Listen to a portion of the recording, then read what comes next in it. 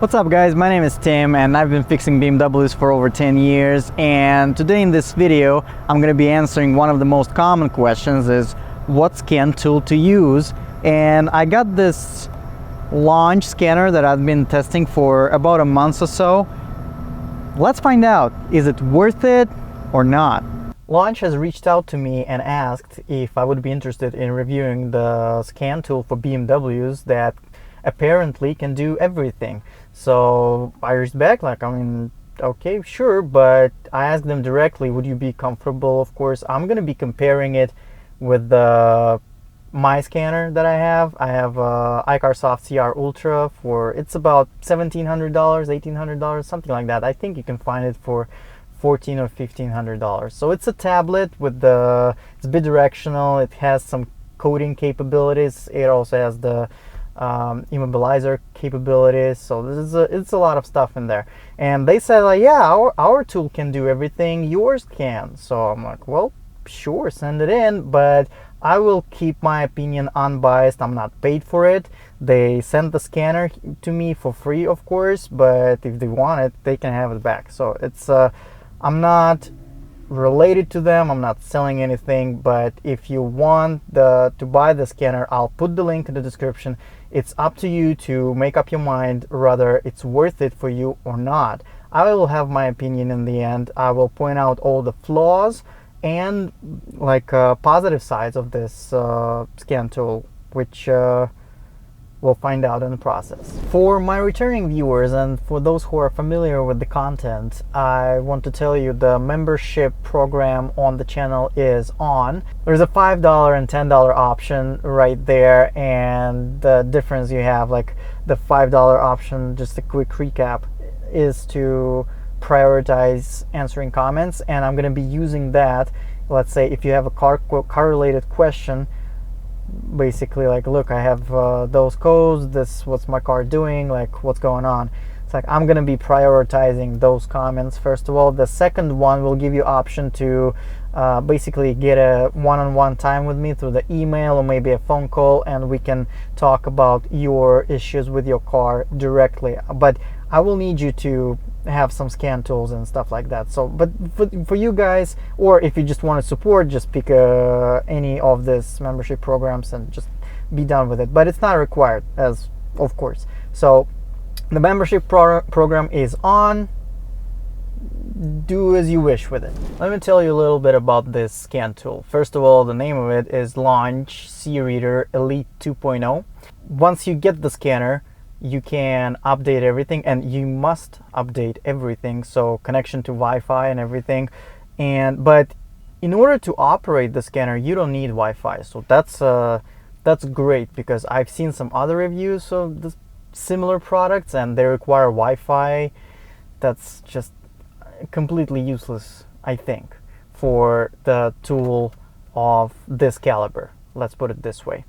So you update everything, and even though the preloaded software is for BMWs and Minis, of course, but there is some other options in there which I haven't tested. And let's say I tried on another brand basically, but you can buy the software for other brand diagnostics in the store right there on the scanner itself. So it's an option if you need it, sure thing, but I don't see any reason to do so. This scanner doesn't require any subscription, so you buy it for, let's say, $250, and that's it. It will gonna be working for life. So that's a bonus, of course. First thing I noticed, I already plugged it into OBD, so we're gonna be live testing it basically. It's running on the same software. The interface and everything is exactly the same as on my iCarSoft, as well as plenty of other scanners. So this is not new. Let's start it up. So it takes a second to start. That's the first thing. I don't want to say it's slow, but it's definitely slower than the other scan tools I would use for fast code reading. So here's the main menu, and right here in the mall, yeah, If there is no Wi-Fi, I can go to the mall. But right here, basically, you can go and purchase software for other manufacturers. So let's say Porsche or anything you want, basically. In the settings menu, like there's a bunch of stuff that is not interesting at all. So we'll avoid that. You can do the OBD scan, or you can go to automatic detection. So let's get the car live and go to diagnostic. Okay, that's nice. Let's do it again. Oh, so automatic detection. That's another fault I noticed. Basically, it's not always working. So the automatic detection not always working. And I don't have a problem with that, honestly. I don't really care. I know what car is it, and it's not a big deal. So yeah, let's go to BMW.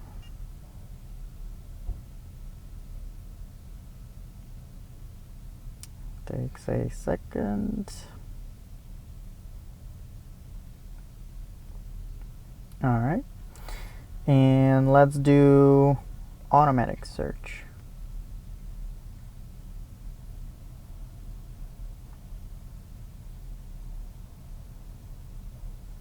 In my opinion, they packed a lot of stuff in this small tool, so I expect it to run a little bit slower than the more advanced tools, but it's relatively good. So we have the VIN number, the chassis, and everything in here.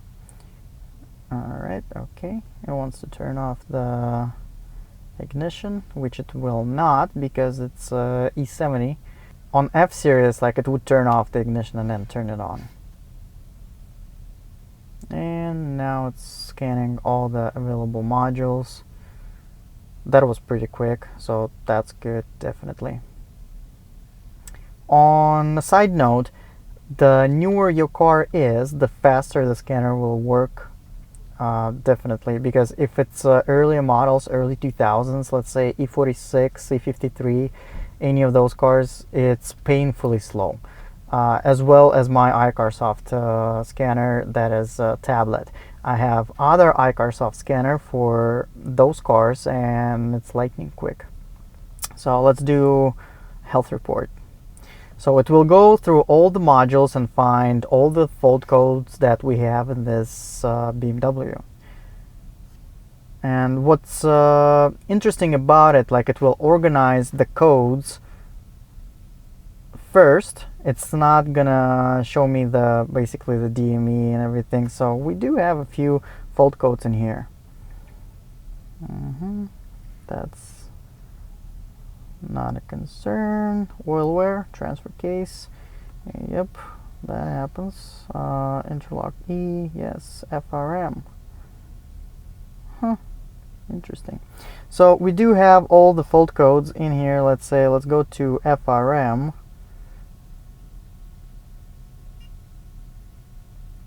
And see what's going on. Alright, so now in the module we can access every module, of course, separately, and we do have special functions in there. Let's see what it does. So it's a line short circuit of FRM reset. So that's clearing some of the codes. Let's say there's a malfunction within the FRM module, it can straighten it out, and I tested it on one of the cars and it actually worked. So I was surprised, but hey, look, things happen. Let's see, read the codes. So if you have the internet connection, basically it's an option here, so you can do a code search. But what it does, basically, it Googles the code, so you can do it yourself. It's like it doesn't help at all. Doesn't make sense. Read data stream, that's very important. So everything, all the possible options that you have, like you can see the live data, the voltage supply. So that's important when you're diagnosing the car, and it's you can see it in a graph on the side. So right here, yeah, we can see the graph, and when the, let's say in the ECM, because in FRM there is live data is really not that important. I wouldn't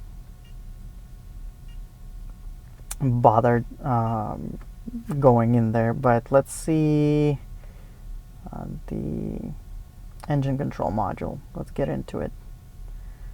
So the DME computer is the main thing, so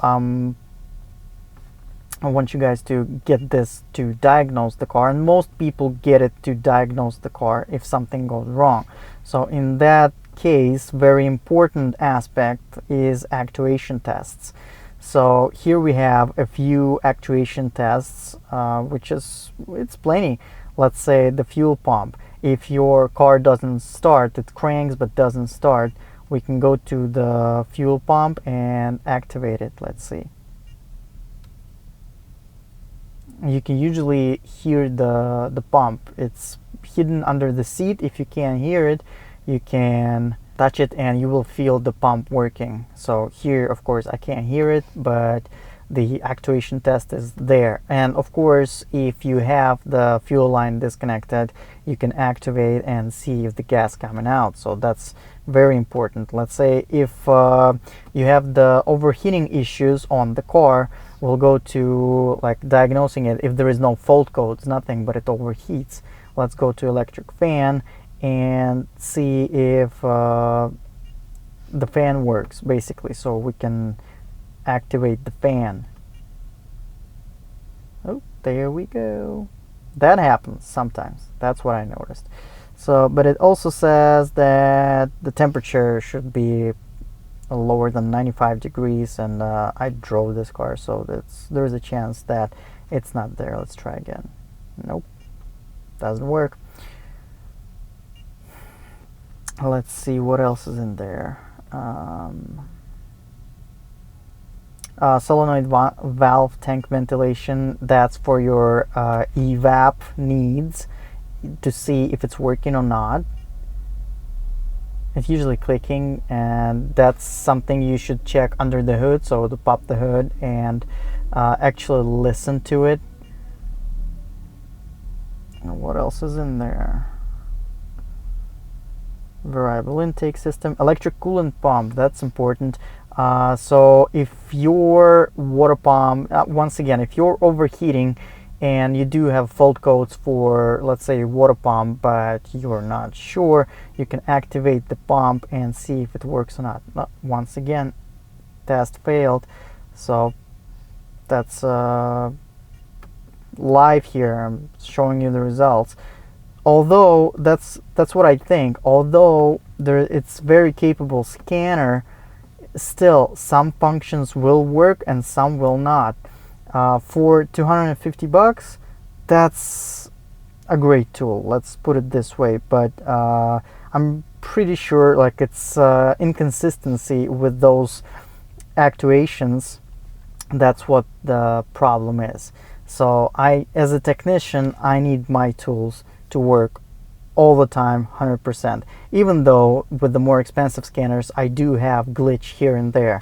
So I don't expect this one to be like flawless. So for the money, like, yeah, okay, that's good enough. Let's see the data stream. So we do have all the metrics operating regular. What is it? Let's see the major operating things. So all the temperatures, the battery voltages. Let's see. So coolant temperature 97.5 degrees. So it's not less than 95. Maybe that's why the fan actuation is impossible. So that's a possibility. Oil level, we do have engine oil temperatures here. So let's see what else. Pretty much like everything you need. And once you start the cars, like everything's gonna be variable. We also have the speed of electric coolant pump. Let's turn on the heater and see if it changes. Let me see. As it should start, even though the engine is actually. Oh, let me activate the bleeding procedure and we'll see if the pump starts working or the value changes. Yep, there you go. So yeah, as you can see the graph and everything. Yeah, that's a good working pump. And let's turn it off. Pump still running because that's a bleeding procedure. All right, let's get back. See what else we have in here. So we do have those are major operating values of the engine. So we do have a different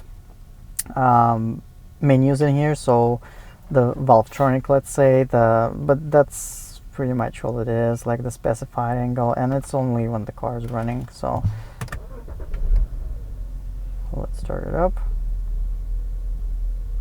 And what I noticed, like, I mean, through years of working on cars, it's the specified angle is a little bit different from the actual angle, just a few degrees, like usually 4 or 5, something like that. So what else is in there? Let's see. We can go to idle, so that's also a good one. Specified and actual value, so those should match pretty much at all times, but this one's going to be fluctuating the actual value from the specified one. I know in my iCarSoft I can change this specified value, so I can increase it or decrease it, but that's programming, and I'm pretty sure it's an option right here as well. Oxygen sensor control, so that's for your O2 sensors. You have all the readings here, mixture adaptations, active, not active, voltages, everything you need to diagnose the car, basically.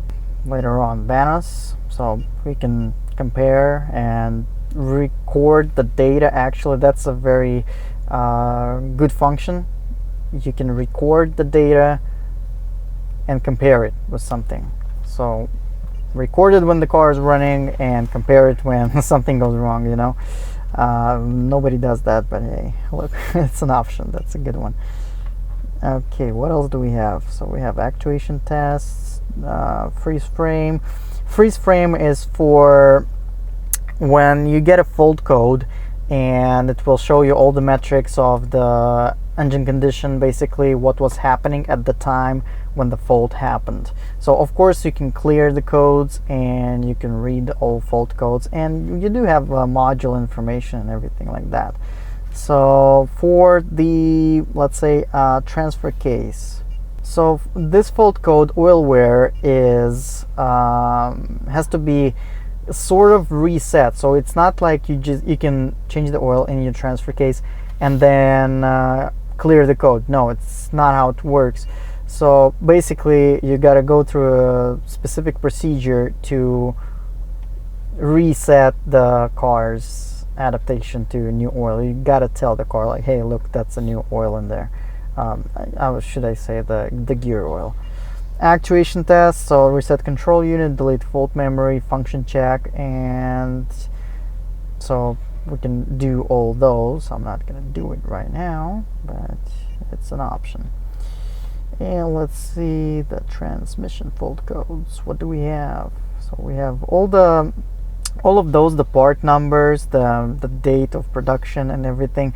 That might be useful, but honestly you can just skip through it. That's for much more powerful tools and for those who do programming and coding. So let's see, what's the actuation test? So yeah, here we do have the activation of solenoids, but once again you will need to remove the pan in order to see if it's working or not. Delete and reset values and relearn. Never ever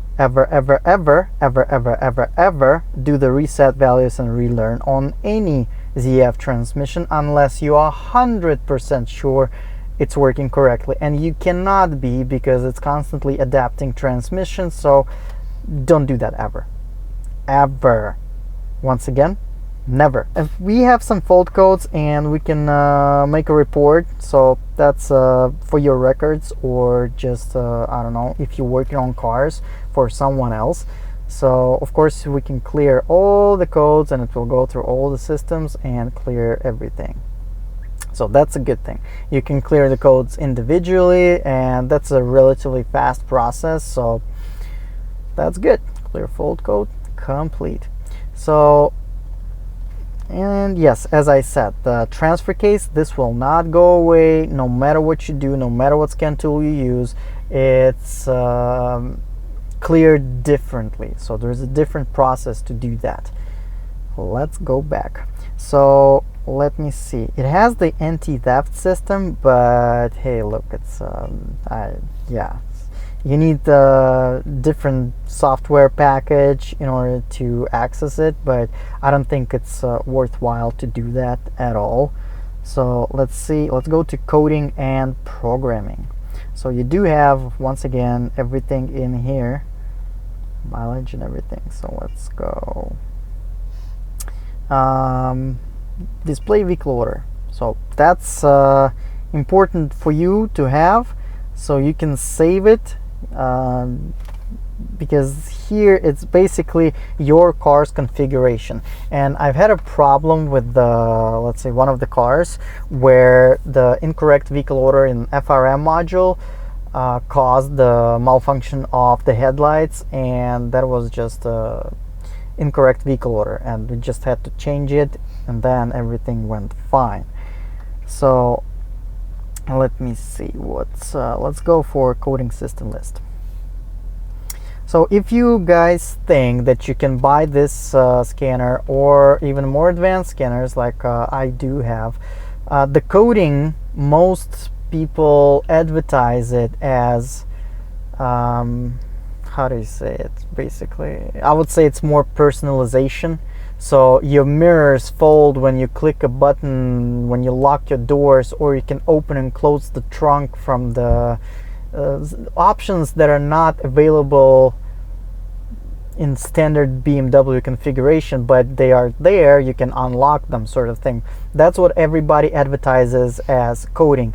In real world, basically, what we technicians deal with, when you replace a module and it's a new module for the car, you have to code it. Let's say if you're replacing the FRM module, you have to code it to the car. If well, most of you know, the direct injection fuel injectors, they have to be coded to the car, and many others. So I would give you a 50-50 chance that this thing will work, because sometimes it does, sometimes it doesn't. But the same goes to my more advanced scanner.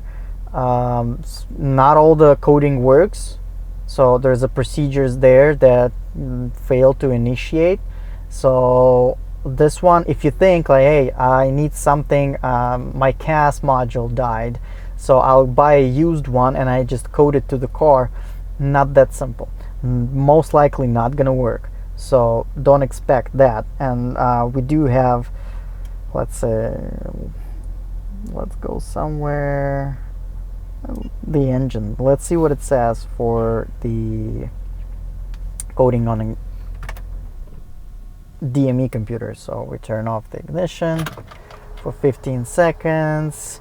Honestly, a side note, you can ignore that and just press yes and just go for it. But let's follow the instructions, as they say. A recoding, so it's recoded just like that. What for? We don't know. So is it doing anything or not? It's like, let's start it up again. So let's say, I don't even know, like that's lights, modules, everything. Coding, I mean, sometimes there is fault codes that I had, let's say the DSC, and it has to be coded, and there is a fault coding issue. So you go and do coding, and it actually works sometimes. But once again, the inconsistency is sort of an issue. But if you go to personalization, that's probably where you're going to have most of the fun. because there's a lot of things in here, and of course everybody wants to mess with not the ECM but the CAS, car access system. So in car access system, basically what we have, first of all, back up the data. You can type in anything you want, X5 E70. Got it. And the problem I have with it, like if you press this button, which is intuitively like, yeah, that's so I want to exit from here, it's like, yeah, that doesn't do anything. It just it's an enter. So you have to press this one and then, okay, got it. So X5 E70 coding data for CAS is done. So, and if something goes wrong, you can restore the coding data from the backup file. So before you code anything, just do the backup. So function selection, let's go, let's see what's up. As we can scroll through the menu, there is plenty of things in here that can be enabled or disabled. Let's say this: press and hold the start button to eject the key automatically and unlock all doors. An option disabled. I kind of don't need it. So yeah, there's you can go through the menu. I'm not gonna read everything. It's don't want to waste your time. So this one, open the long press the lock key to remotely close Windows function. This option is usually disabled in the car, so it's safety reasons, I think. Let's disable it. Okay, and now it's gonna be recoding. And as you saw, it's like you gotta turn it off and all of that. It's like, okay, so let's see if it actually works or not.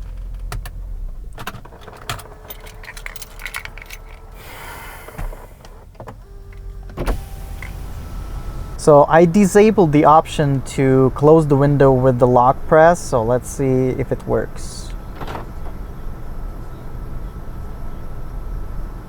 And it does. Now let's enable it again and see if it's actually gonna do the job. Let me go to CAS again. Function selection, I don't need a backup because I already have one. Where is it? Close Windows. Yep, enable. Okay, recode. Let's do it. Got it. Okay. Alright, now let's turn it off. Now let's see.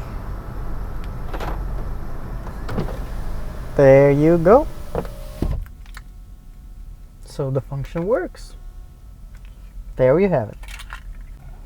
Let's continue with the what else is in there. So there was that was personalization, and you can go through multiple modules, but the most fun you will have is car access system and maybe FRM, the lighting and stuff. So how long do you want your parking lights, which is the rings on your headlights, to be on after you lock the car? Do you want your mirrors to fold when you lock the car, and all of that stuff? So because in engine management, basically, what are you going to code? Like, really? Like, okay, let's see. Yep, not supported. I'm not surprised, because like, what are you going to code in the engine management? Transfer case. Let's see if there is something there. Not supported, of course. It's like personalization. That's just probably maybe something with the heater transmission is going to be nothing. The function center roof, like that's you can probably find something in there. ABS DC, it's going to be not available. Basically, you can find some stuff in there that you want to mess with, but personalization is like, I mean, oh, this one's rear lid lift. Like I tried this function on 3 cars, this one included, and it didn't work through the scanner. Worked through my iCarSoft, but then one of the cars is just, it took a day to adapt the change, and it actually worked. So there might be a slight delay, so that's a possibility. Air conditioning, so you might have some coding, let's say, let's see if there's any personalization here. Yeah, actually. So the memory, this, that, like everything's disabled, but I mean, I'm happy with whatever it is in there. So yeah, let's get out of here, and retrofit is, yeah, let's see, freedom retrofit. If you're changing the battery, let's say one size to another, and you want the car to know that you changed the battery size, that's what it's for, the freedom retrofit. Vehicle order change, like I wouldn't go there honestly, guys. So it's just to stay away from vehicle order. It might be really damaging. So okay, so those are all the coding stuff.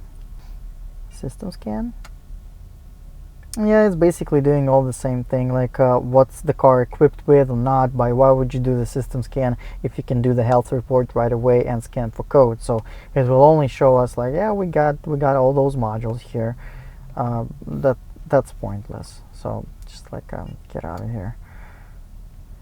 And the problem, one of the problems I encountered with the scanner, basically, it's like when the automatic, yes, let's get out.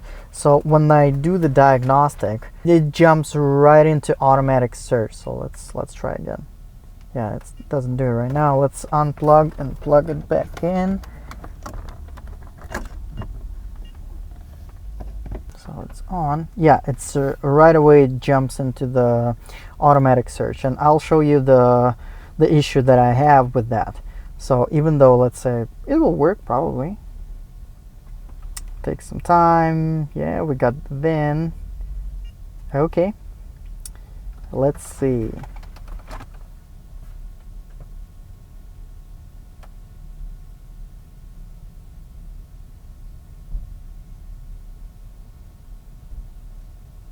You gotta wait, don't press anything. That's what I learned with this scanner.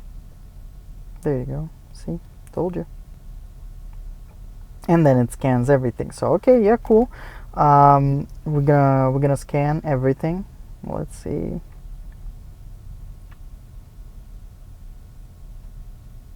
And there is a report and everything, but yeah, let's get back. So after auto scan, it jumps into all the modules and the health report basically. If I want, let's say, do just a service reset, I'll have to go back, and it says like, if you want to quit your diagnostic session, it's like, I mean, kinda, but not really. Or if you just wanted to reset a service, you plug it in and it will jump into this through this process, so it will take time. Now you have to go back once again and go to diagnose and choose BMW and everything like that, and it will connect once again, and only then you'll be able to select a special function, and that's going to be condition-based service reset. So we'll go through special function right here. So that's another useful option in the scanner, of course, but pretty much every other scanner has it. And you also can reset your service through the dashboard on your car. So okay, you see, like, we got to go through the process again. There isn't, I didn't find an option where I could just keep my diagnostic on and kind of go back into the menu and go through the special functions like CBS reset and stuff like that. So, but for the price, you can wait a little bit, honestly. So that's not a big deal. It's like, that's good enough. It's like, yeah, it goes through all the process once again. Getting the VIN, scanning all the modules and everything. So it does take a little time. Alright, and here we are, special functions. So we do have the drive, so that's once again all the actuation tests and everything. Right here, that's what I was talking about, adjust idle speed, so you can actually adjust your idling RPMs.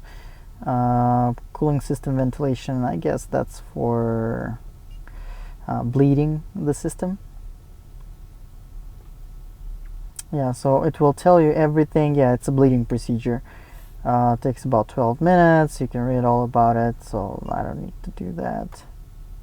Yes, let's end service function. Yes. And okay, DME CAS interface. So sometimes you gotta reset it, like when I was making, let's say if I want to make a new key fob on my scanner, like I need to do that sometimes, but usually not. So like, yeah, I mean the driveline. Let's go to maintenance. So here you have simple service correction, remote door unlock activations. Well, charging the battery via diagnostic socket, that's for the scanner. CBS reset, like the interesting function I want to see, CBS vehicle data correction. So yeah, this is basically to change your service intervals. Let's say if you want your oil change, your car to remind you about the oil change every 5,000 miles, that's where you do it. I don't think really anybody is gonna be frustrated that it doesn't work or anything like that. This is the one that you're gonna be using mostly. CBS reset, KWP service reset. That's for all your regular maintenance, the brake pads, the brake fluid, oil change, vehicle check, emission control, all of that, whatever your car is equipped with. So it will go through all the things, and here we have all the same menus, but the difference is like you choose your let's say vehicle check. Yeah, I gotta reset that vehicle check. So it's at 44%. I just did the oil change. They are binded together with the oil change, so it will ask you if you did the oil change or everything. And let me see. Oh yeah, it's just reset it. It didn't ask anything. There you go. So vehicle check is at 100% now. Okay, well, I guess you know I changed the oil. Conclusion, in my opinion, this tool is great for the money. Basically, if you are a DIYer and you want to analyze your car, it will have all the capabilities. You can read the codes, clear the codes, analyze everything you want, activate some items, and I'm pretty sure it works the majority of the time, the actuation tests, but it's like things happen. On more expensive scanners, like we not always have the availability of some functions, and even though they're present, they don't work. So that happens. For $250 or less, because it's gonna be sale of this unit May 6th till May 12th. That's what I've been told. So follow the link below and just check it out. Check it out for yourself. So once again, if you're a DIYer, if you want something for your BMW to have the kind of a window into operating system of your car, that's a great tool. Others I had, let's say iCarSoft BMM 3.0, it will have some capabilities of it, but not even close to this one. So basically it has the capabilities of a $2,000 scanner packaged in $250 or less. And of course you can expect some delays, so it's not as fast, it's not all the functions are not there. They might be shown but they don't work. So but majority of it is actually good. So I do recommend to guys get it if you want something for your car. It's way better than, I would say, anything that's garbage like Fixed, Carly and all that crap. So I definitely don't like those, but this scanner is just a basic scanner. You can keep it in your car. It comes with the bag of sorts, like it's a cover for it, so where you can store it. So yeah, it's nice. This is good stuff. If I would have it when I was just starting as a mechanic, it's like, definitely when you can't afford $2,000 tool, $4,000 tool, $5,000 scanners, it's like, yeah, it's like you go with that. Like, you as a technician, I have everything I need in here. I don't need the $2,000 scanner for that, or for, it's like for some coding stuff, yeah, maybe, but as a mechanical stuff, mechanical part like engine, transmission, all of that, this is all I need pretty much. Thank you guys for watching. I hope this video was helpful. Drop a like, share the video on forums, anywhere you want with your friends. And of course, subscribe. Find the information on how to fix your BMW on the channel. There's plenty of info, DIY videos. And if you have any questions or suggestions or disagreements, just comment below and I'll be happy to answer. See you in the next one.